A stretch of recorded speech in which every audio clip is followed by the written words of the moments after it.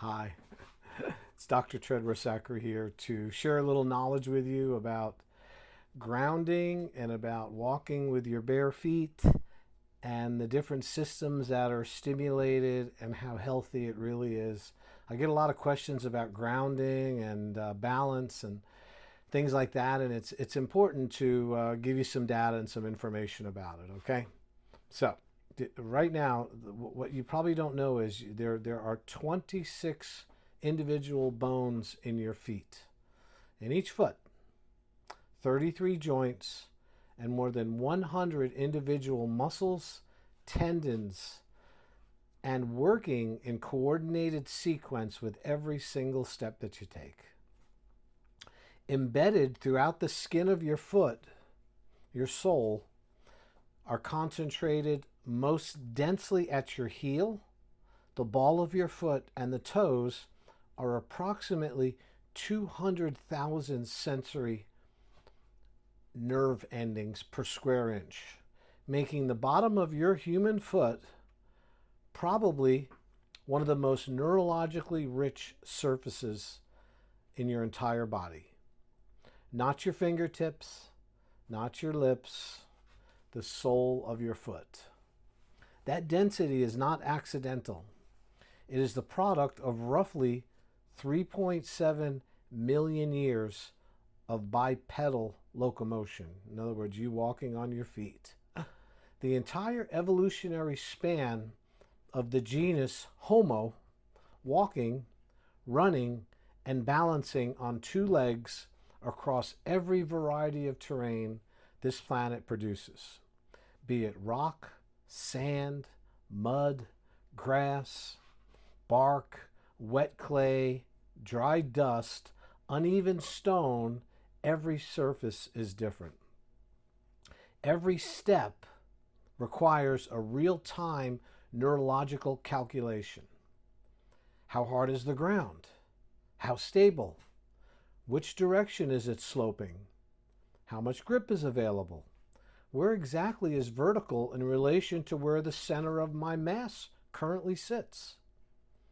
The 200,000 nerve endings in your feet exist because that calculation is extraordinarily complex.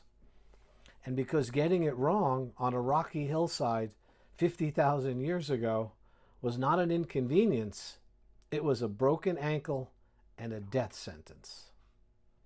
The sensory cells doing this work have names that most people never encounter outside of a neuroscience textbook. So here they are. The first one is Meissner's corpuscles. Meissner corpuscles are clustered just beneath the surface of the skin. They respond to light touch and texture changes. They fire when the fine grain of the ground shifts, detecting micro variations in surface that tell your brain whether the next step is as stable as the last one. Next one are Merkel discs. The Merkel discs sit slightly deeper and respond to sustained pressure and edges, giving your nervous system a continuous read on how your weight is distributed across the contact surface. The next one are called Ruffini endings. Ruffini endings are the deepest of the three major cutaneous mechanoreceptors in your feet. They detect stretch and lateral skin displacement, the kind of signal that tells your brain your ankle is beginning to roll before you consciously register the sensation. The fourth one are Pacinian corpuscles. And Pacinian corpuscles respond to vibration and rapid pressure changes, picking up the faint mechanical signatures of ground texture at frequencies your conscious perception never processes. These four receptor types do not send information sequentially. They fire simultaneously, each reporting a different dimension of ground contact. And the signals converge in an area called the somatosensory cortex and the cerebellum in a continuous parallel stream of information. And those are in your brain. Your brain is not receiving a simple signal that says, hey, one foot is on the ground.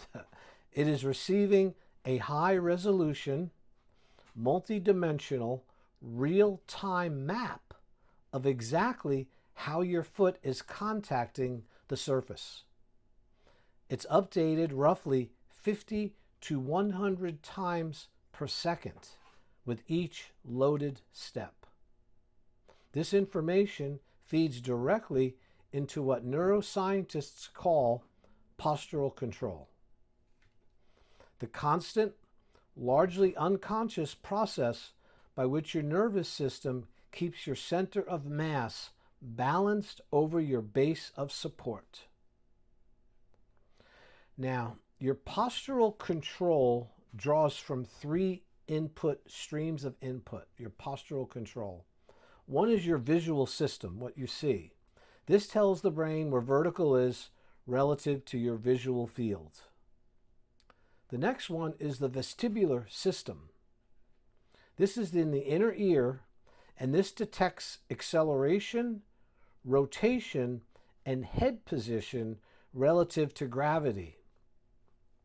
And the somatosensory system, which includes all the proprioceptive and tactile signals coming from your muscles, coming from your joints, and the skin of the lower body, with the foot as the primary ground contact reporter. Of these three streams of information, somatosensory input from the foot is the most direct. The most continuous input from the foot, and in many respects, the most precise signal the postural control system receives. It is the raw data from the exact point where your body meets the physical world. Now, consider what happens to this system when you add a modern shoe. The average running shoe has a heel stack height of 25 to 35 millimeters or 2 to 3 inches. A cushioned foam midsole that deforms and absorbs any mechanical energy with each step. This smooths out the pressure distribution across the sole of your foot. A rigid or semi-arch support that eliminates the need for intrinsic foot muscles to dynamically stabilize your arch. The arch support stabilizes your arch, makes it weaker. A smooth, flat insole that presents the same texture to the plantar surface of your foot, regardless of what type of terrain you're walking on. And a sole is stiff enough that the toes cannot spread, they cannot flex and grip the way they would in contact with the real ground. The shoe is an engineering solution to a specific problem, protecting the foot from injury on hard artificial surfaces like concrete and asphalt, which are themselves a recent addition to the human environment. As a purely engineering solution, they work. As a neurological environment for your 200,000 sensory nerve endings sitting in your soul, it is a near total blackout. The mechanoreceptors in your foot need variation to function. They need to feel the grain of the ground, the subtle slope of the earth, the occasional pebble, the difference in compliance between wet soil and dry. These are not distractions. They are the signal. A flat, cushioned, invariant insole removes almost everything the Meissner's corpuscles, the Merkel discs, and the Ruffini endings are calibrated to detect. The nerve endings do not stop existing when you wear shoes, but they stop receiving input. Nerve pathways that stop receiving input do not maintain their signal fidelity. They adapt. In neuroscience, the term we use is called use-dependent plasticity. The circuits that process rich sensory input from your foot, when deprived of that input for years or even decades, reduce their functional sensitivity. The threshold required to fire them rises. It takes more threshold to fire them. The resolution of the map that your brain, the somatosensory cortex, maintains of the soul begins to degrade. Not dramatically and not overnight. Gradually, over years, is the degradation. The way a skill deteriorates when you stop practicing it. Except, this is not a skill that you chose to stop practicing. It is a sensory pathway that your footwear choice quietly deprived you of its input for every hour of every day you spent wearing shoes. A Daniel Lieberman at Harvard, who spent years studying barefoot running biomechanics and the evolutionary history of human foot strike patterns, how they strike the ground, noted something that strikes most people as counterintuitive when they first encounter it. Runners who habitually run barefoot do not land on their heels. They land on the midfoot or forefoot with the toes and ball of the foot contacting first. This is not a learned technique. This is a direct mechanical consequence of sensory feedback. Landing heel first on bare ground generates an impact transient, a sudden spike in ground reaction force that the unprotected heel finds uncomfortable to the point of being self-correcting. The sensory nerve endings report the impact very clear. The motor system adjusts. The cushioned heel of a modern shoe absorbs that impact transient and eliminates the feedback signal entirely. The shoe does not just protect the foot from impact. It removes the information that the impact was carrying. And the information that sharp heel strike impact was carrying was, among other things, a signal to your postural control system about ground hardness, about loading rate, about the mechanics of the current step, removed, replaced with silence. This is worth sitting with for a moment to think about, because the implications extend well beyond running mechanics. If your foot sensory reporting system has been operating in reduced input conditions for decades, the somatosensory contribution to your postural control is not what it was when you were a child running barefoot across the garden. The vestibular system ages on its own schedule. The visual system ages on its own schedule. But the somatosensory contribution to balance, the one coming from the ground contact, the sensors in your feet, has been operating at a fraction of its input capacity since you started wearing shoes full time, which for most people in industrialized societies begin in early childhood. Research published in the journal Gait and Posture documented this with clinical measurements.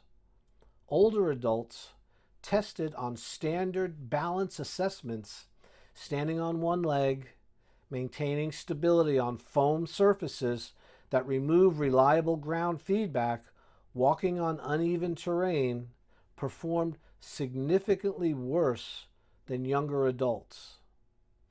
That part is not surprising. What is more instructive is the mechanism. The deficit was not primarily in the vestibular system or the visual system, it was disproportionately in the somatosensory channel, and that's the information coming from your feet. The ground contact feedback loop was the weak link. And when researchers compared older adults who had grown up in barefoot or minimally shod environments with age-matched peers who had spent their lives in modern cushioned footwear, the barefoot group retained significantly better somatosensory function, better balance scores, and a lower postural sway side to side. The nervous system, given continuous, rich sensory input from the foot throughout life, maintained its calibration. The system deprived of that input degraded faster. The foot you were born with was designed to read the ground the way your eyes were designed to read light. Not as a passive contact surface, but as an active sensory organ transmitting a continuous high-resolution stream of information about the physical world directly to the parts of your brain that keep you upright, coordinated, and safe. The shoe solved one problem and created another. It protected the sole of your feet from hard surfaces and removed the data the sole was supposed to collect. You've been wearing that solution for decades. The second problem has been accumulating quietly the entire time. So what happens when you take your shoe off? When bare skin contacts real ground, when 200,000 nerve endings that have been waiting in relative silence suddenly receive the signal they were built to process, this is the subject that comes next. Take off your shoes. Step onto a patch of grass, a stretch of bare earth, a wooden deck, a sandy beach, a smooth river stones, anything that is not the flat invariant insole of a shoe. The instant your bare skin contacts that surface, something measurable happens in your nervous system, and it happens fast. Within the first 20 to 50 milliseconds, faster than conscious thought, the mechanical receptors in your foot begin firing in a pattern they have not produced in a very long time. The Meissner's corpuscles, which register the texture, the fine grain of grass blades, or the irregular surface of a stone. The Merkel discs map the pressure distribution, reporting precisely how your weight is loading across an uneven surface rather than a flat one. The Ruffini endings detect the lateral stretch as your foot conforms to a contour that is not perfectly horizontal. The Pacinian corpuscles pick up the subtle vibrations of contact. 4 streams of information, suddenly rich, suddenly varied, suddenly carrying the kind of high-resolution data your system was built to process, all firing at once and converging on your brain. Here's what makes natural ground neurologically different from a shoe insole, and this is the entire point. A flat surface produces a flat signal. Every step lands the same way. The pressure distributes the same way. The texture is identical, and the sensory system receiving the same input repeatedly has nothing to compute. Natural ground is never the same twice. Each step onto grass or earth or stone presents a slightly different contour, a different compliance, a different texture, a different challenge to balance, and variation is precisely what a sensory system requires to stay calibrated. The nervous system is fundamentally a difference detecting machine. It responds to change, to contrast, and to the gradient between one state and the next. A constant signal fades into the background. A varying signal commands processing.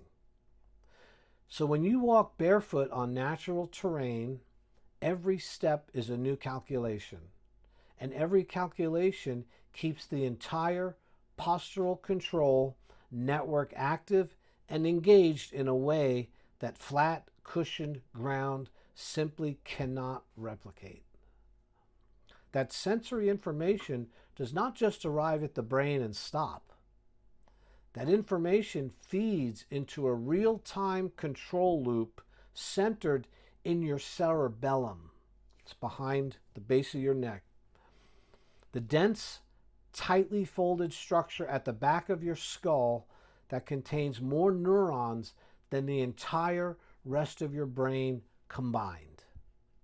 Roughly 69 billion of the brain's 86 billion neurons packed into a structure that occupies only about 10% of your brain's volume. The cerebellum is the body's coordination engine. It does not initiate movement. It refines it. It takes the intended movement generated by the motor cortex, compares it against the actual sensory feedback streaming in from the muscles, the joints, the skin, and it calculates the error between intended and actual and issues continuous corrections to keep the movement smooth, accurate, and balanced. When you walk on uneven ground barefoot, the cerebellum is working hard.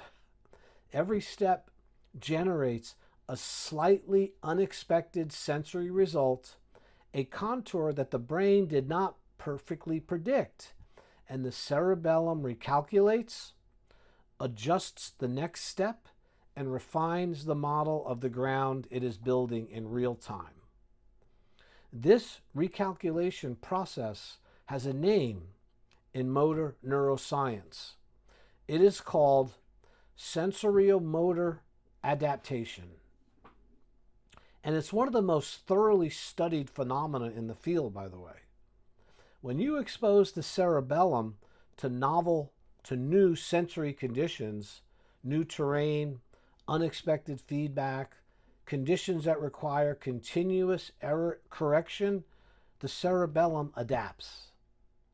It updates its internal models. It strengthens the neural pathways involved in processing that specific kind of feedback. And the adaptation is not slow. Studies using force plates, motion capture, and electromyography to measure how quickly humans adapt their gait and balance to new surface conditions consistently show measurable cerebellar adaptation beginning within the first several minutes of exposure.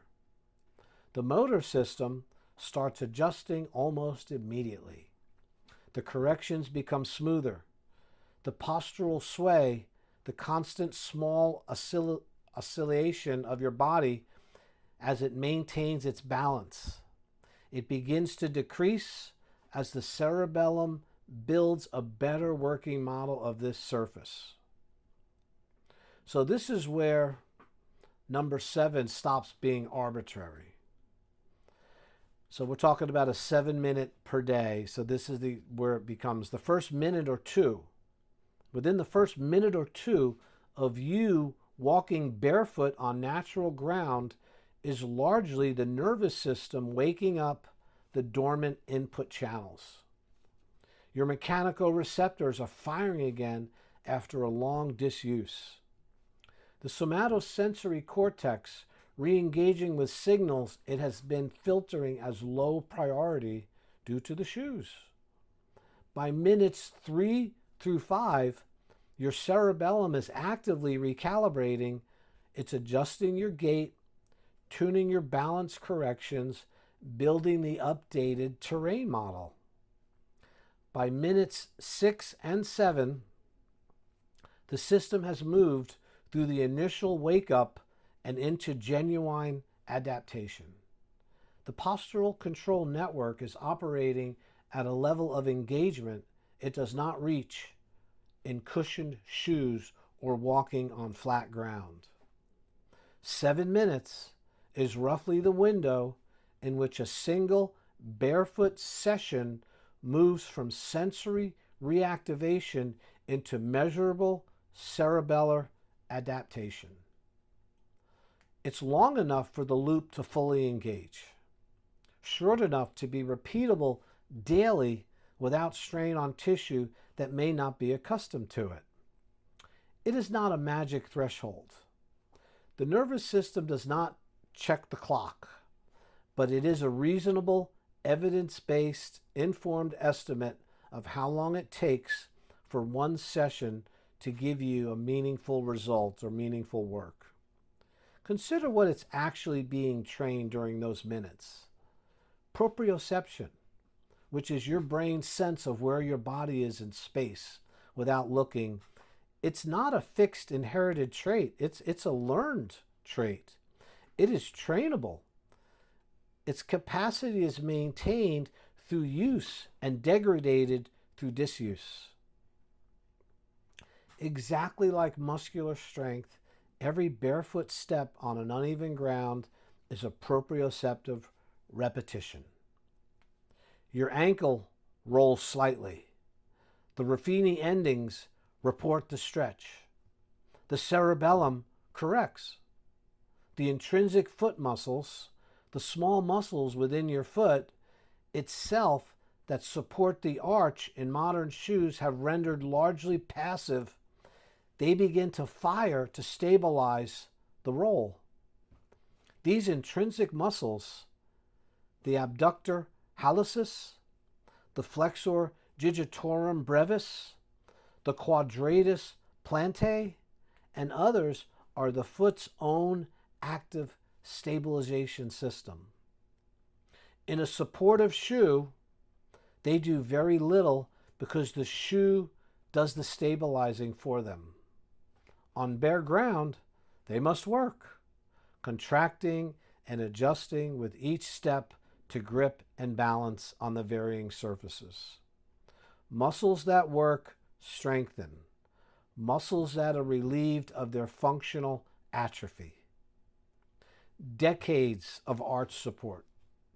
In many people, intrinsic foot muscles have weakened from disuse, which itself contributes to instability, flattening of the arch, and a further reduction in the foot's ability to function as a dynamic, sensory, and stabilizing organ it was meant to be. This is one of the causes of plantar fasciitis, fallen arches, nerve damage, Morton's neuromas, and neuropathies, and weakness of the toes and the feet. Wearing shoes. There is direct imaging evidence for how responsive the somatosensory system is to this kind of impact. Excuse me. Studies using functional MRI and cortical mapping techniques have demonstrated that your somatosensory cortex in your brain, that strip of the brain, that tissue, maintains a topographic map of your body's surface, reorganizes in response to changes in sensory input. The famous cortical homunculus, the distorted map of the body on the surface of the brain, is not static. The amount of cortical territory devoted to a given body part expands with rich use and contracts with disuse. Musicians who train fine finger movements show enlarged cortical representation of the relevant fingers. The same principle applies to your foot. Rich, varied sensory input from the sole of your foot, the kind produced by barefoot walking on natural terrain, drives the somatosensory cortex to devote more processing resources to the foot, sharpening the resolution of the map and improving the quality of the feedback available to your balance system. The brain, given the signal, rebuilds the circuit to handle it.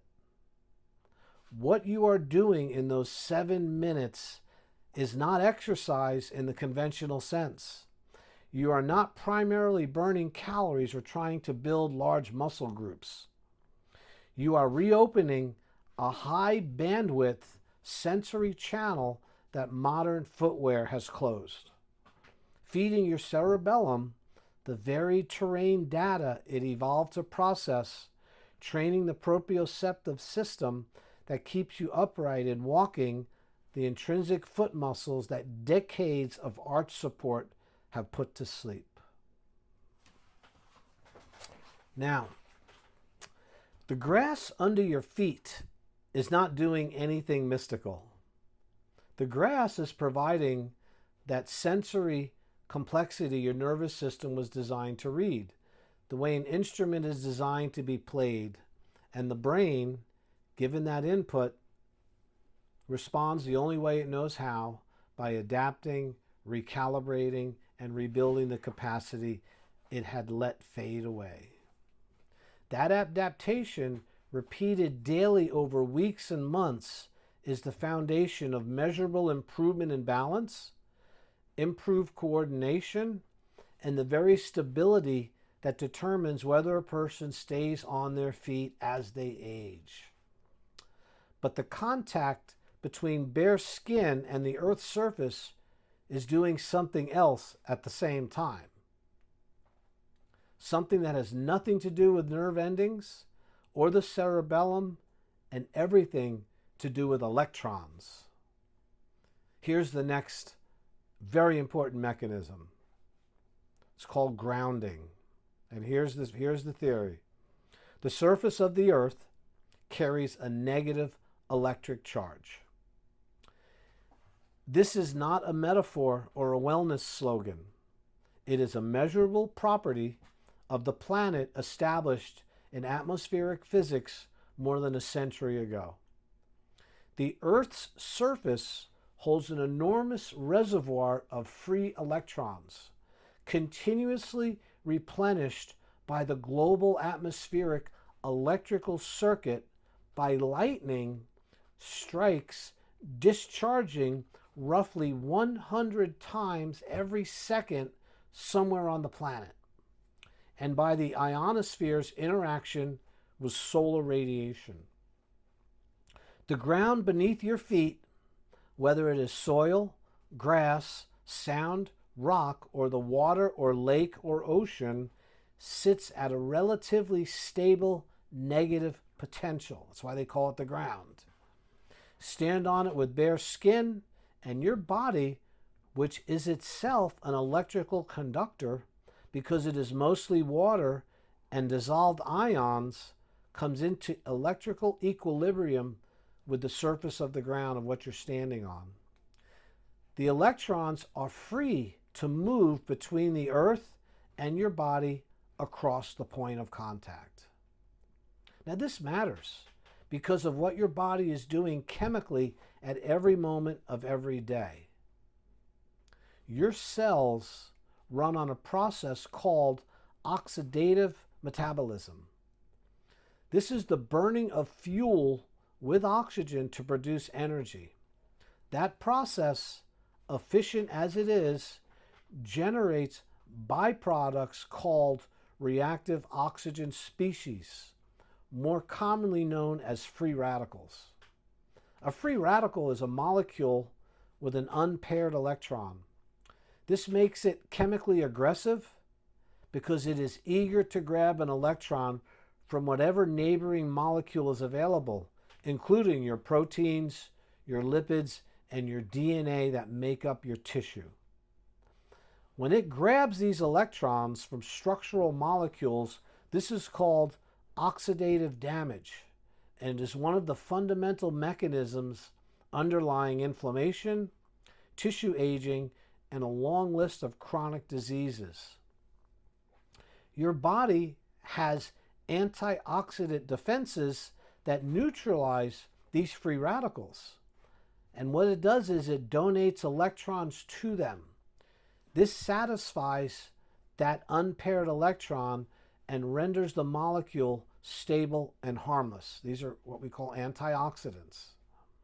The entire system, and here's this is important, the entire system runs on the availability of electrons to quench the reactive molecules before they can damage tissue. The hypothesis behind grounding, sometimes called earthing, is straightforward in its physics. If the Earth's surface is a vast reservoir of free electrons, and if direct skin contact allows these electrons to flow into the body, then grounding could provide a supplementary source of the electrons that your antioxidant system uses to neutralize free radicals. The electrons would migrate into the body, become available to the bloodstream and tissues, and contribute to neutralizing the reactive oxygen species that drive inflammation.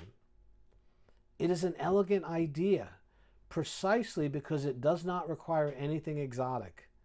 It is electron transfer, the most basic process in chemistry applied to a biological system that is known to depend on electron availability. Now, to be honest with you, this requires a clear statement here, because this is where the science is genuinely less settled than the neuroscience of the previous section. The grounding research is real. It is published, and some of it's rigorous, but the field is much smaller. The studies tend to involve modest sample sizes, and the overall body of evidence has not reached the level of certainty that vitamin D or circadian rhythm literature enjoys. However, some of the published work comes from researchers with commercial interests in grounding products, which is a legitimate reason for caution. I'm going to walk you through what the studies actually measured, and I'm going to be equally clear about what those measurements do and do not establish. The honest position is that the mechanism is plausible. Several controlled studies have reported measurable effects, and the field deserves more and larger independent trials before anyone treats it as a settled fact. With that said, here's what has been measured. A study published in the Journal of Alternative and Complementary Medicine examined the effect of grounding on cortisol, the primary stress hormone which follows a daily rhythm. High in the morning, declining through the day, and lowest at night. Disrupted cortisol rhythm is associated with poor sleep, chronic stress, and inflammation. The study reported that participants who slept what we call grounded, connected to the Earth's potential through a conductive sheet, something they're laying on that's conductive, showed cortisol rhythms that normalized toward the healthy pattern, along with an improvement in subjective sleep and reduced reported pain. The sample was small. The effect was measurable. It is a signal worth taking seriously, however, not proof. Other studies, several led by Gatien, Chevalier, and colleagues, examined grounding's effect on blood properties and inflammation. One frequently cited study measured zeta potential, a property related to electrical charge on the surface of red blood cells. Now, red blood cells carry a negative surface charge, which causes them to repel one another and thus stay dispersed so they don't clump together.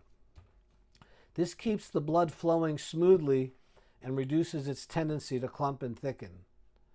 The study reported that grounding increased the magnitude of this surface charge, which means the cells repelled each other more strongly and the blood became measurably less viscous, less prone to clumping.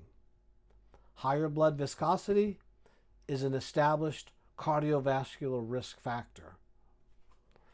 So a reduction is mechanistically meaningful. Again, the sample was small, around 10 participants, and the finding needs replication at scale. But the direction of the effect is consistent with the electron transfer hypothesis. More electrons available, more negative surface charge, better dispersion.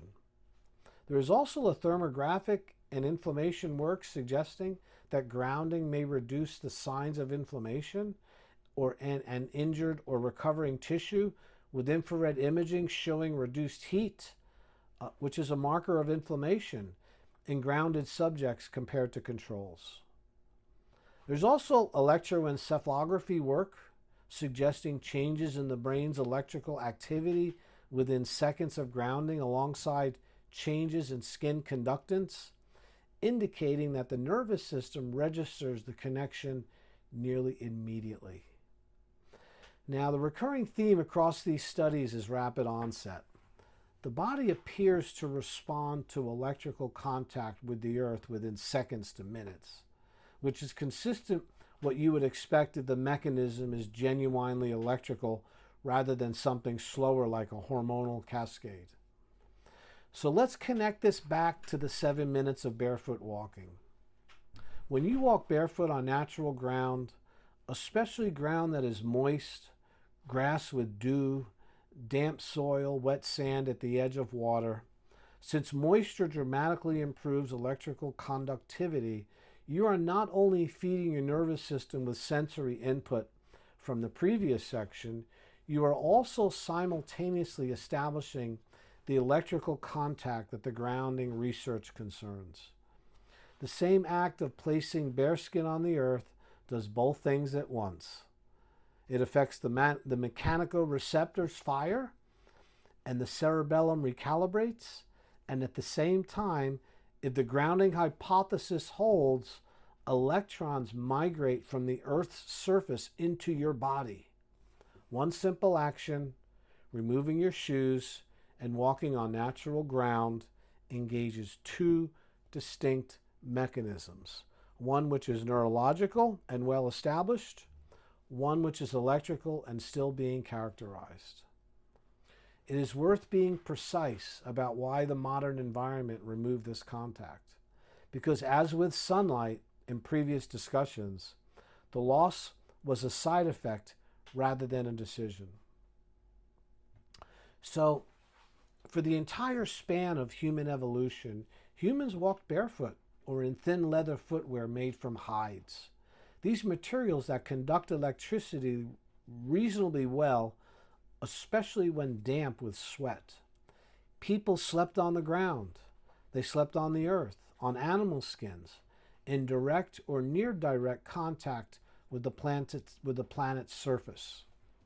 The electrical connection between the human body and the earth was the default state maintained without anyone thinking about it. The same way sun exposure was the default work moved indoors. Then came rubber and plastic. The soles of modern shoes are made from synthetic polymers, rubber, EVA foam, thermoplastic compounds, which are excellent electrical insulators. They are in fact used as insulators specifically because they do not conduct electricity. The moment these soles became standard, the electrical connection that had been the baseline for the entire species was severed for most of the day, every day. 7 minutes of barefoot walking on safe, natural terrain carries essentially no risk, delivers the well-established neurological benefits described earlier, regardless of whether the grounding hypothesis fully holds, and if grounding research is correct. This provides an additional electrical benefit on top. The downside is negligible. The neurological upside is firmly established. The electrical upside is plausible and under active investigation. So, that combination, real benefit you can count on, plus a possible bonus that the evidence is still building toward, is exactly the kind of low risk, potentially high value practice that rewards simply trying it and paying attention to how your own body responds. The earth has carried its charge for 4.5 billion years. Your ancestors stood on it, slept on it, lived in constant contact with it for the entire history of our species.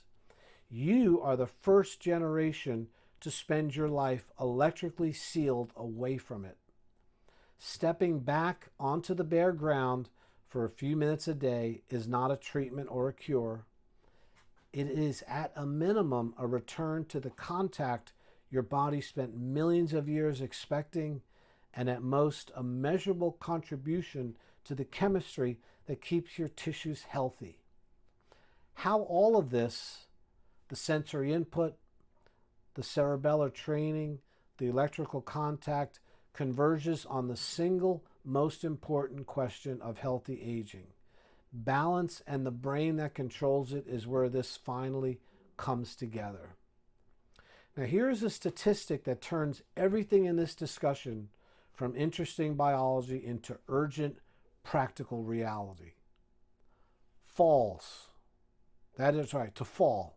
Falls are the leading cause of injury-related death in adults over 65. Not car accidents, not any single disease, but falls. Every year, roughly 1 in 4 adults over 65 experiences a fall, and the consequences cascade brutally. A fall can produce a hip fracture, and a hip fracture in an older adult carries a 1-year mortality rate of 20 to 30%. Not from the broken bone itself, but from the chain of immobility, the blood clots, the pneumonia, the muscles wasting, and the loss of independence that follows. Even falls that do not break bones often break confidence, and the fear of falling leads people to move less, which weakens the very muscles and balance systems that prevent falls, which makes the next fall even more likely. The downward spiral is one of the defining tragedies of aging, and it begins mechanically with a loss of balance, with the postural control system failing for one critical instant to keep the center mass over the base of support. Now recall what the first 2 sections established.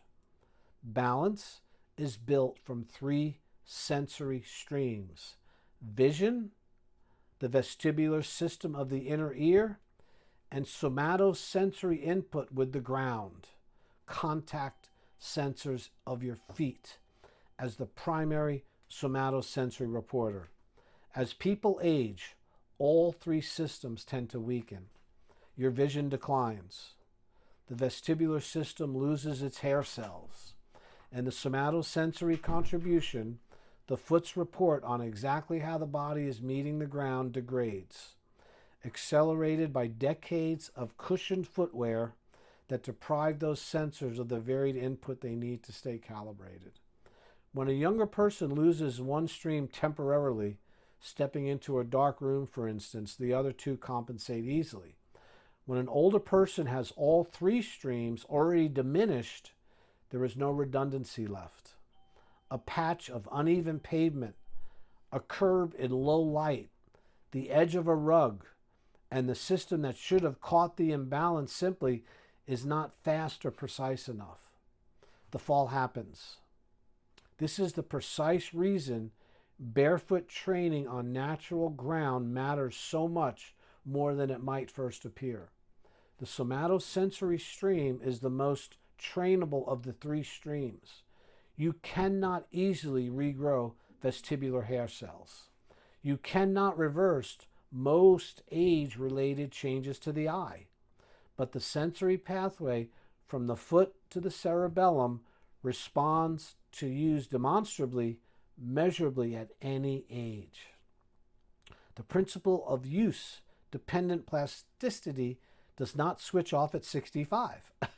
The aging brain retains the capacity to reorganize, to sharpen sensory maps, to strengthen the neural circuits that receive rich input. Studies of balance training in older adults consistently show meaningful improvement in postural stability, reduced sway, and reduced fall rates, often within weeks. The nervous system, given the signal, adapts even late in life. The 7 minutes of barefoot walking is, in the most direct sense, balance training delivered through the single sensory channel most responsive to it and most neglected by modern life. But the implications reach beyond balance into the brain itself. And this is where the most striking recent research lives. The cerebellum, for the most of the history of neuroscience, was understood as a purely motor structure, the coordination engine, and nothing more. That understanding has been overturned. Over the past 2 decades, evidence has accumulated that the cerebellum participates in cognition, in attention, in language processing, in working memory, and in emotional regulation. It is densely interconnected with the prefrontal cortex and other higher cognitive regions. The same error correction computation the cerebellum performs for movement, predicting an outcome, comparing it to reality, and refining the model, appears to be a computation it applies to thinking, to thought as well. A healthy, activated, well-stimulated cerebellum is increasingly understood to be a component of healthy cognition, not just healthy movement. This connects to one of the more sobering findings in aging research. Impaired balance and slowed gait are not merely physical problems. They are among the earliest detectable predictors of cognitive decline and dementia. These often appear years before memory symptoms become obvious. Multiple large longitudinal studies have found that a person's gait, speed, and balance performance in midlife and early old age predict their risk of later cognitive impairment. The relationship is strong enough that some researchers now treat walking ability as a window into brain health more broadly.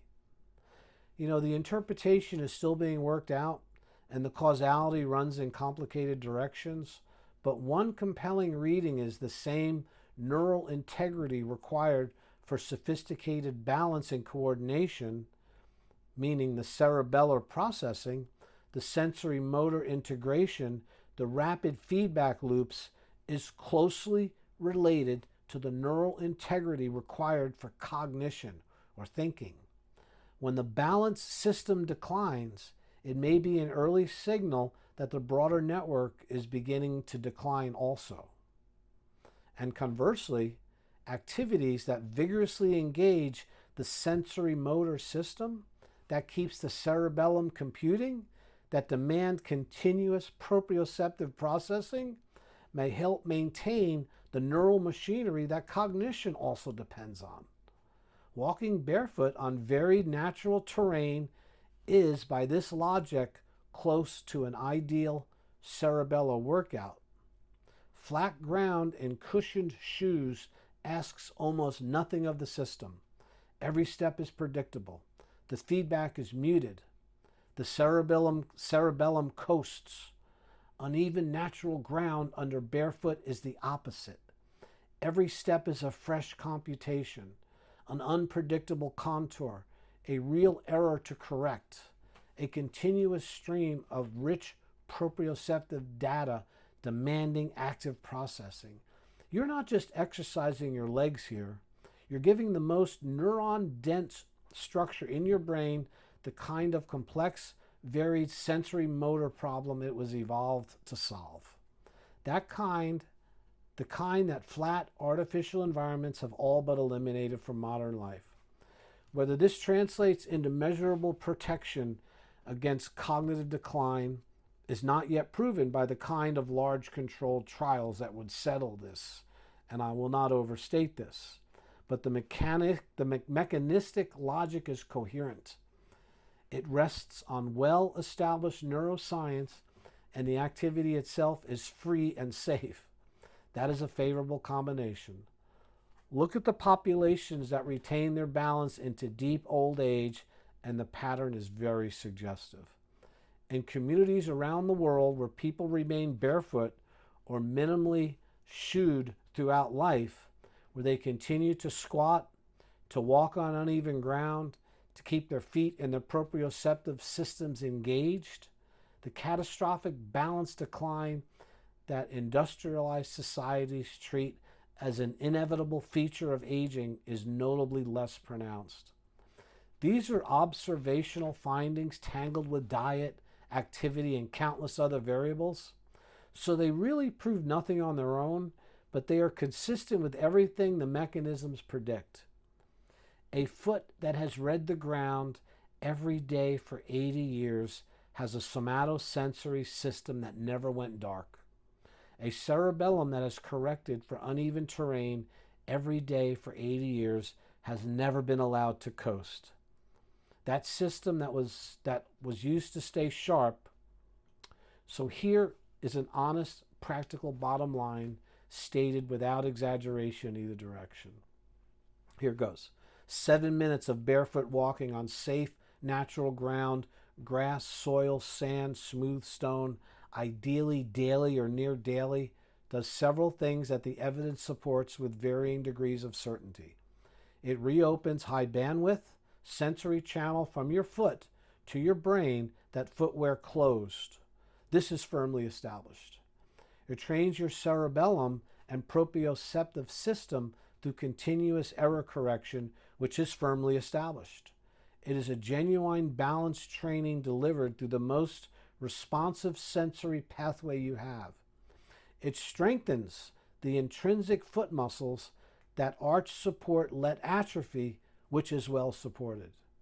It plausibly improves your balance and reduces fall risk over time, which is strongly supported by the broader balance training literature.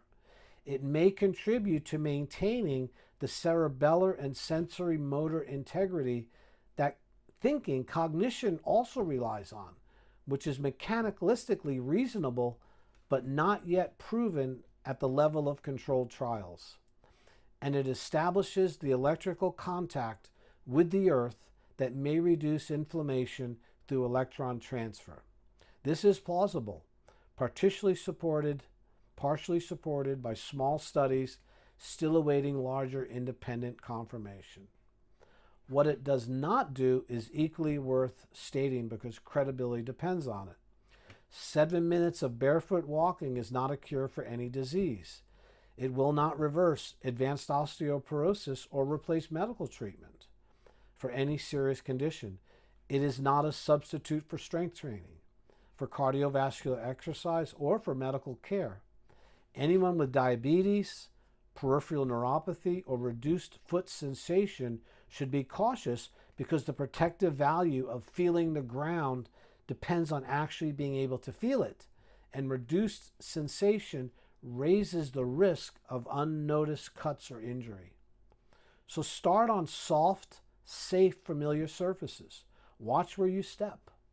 Build gradually because feet and connective tissue that have been supported for decades by shoes need time to adapt to begin working again.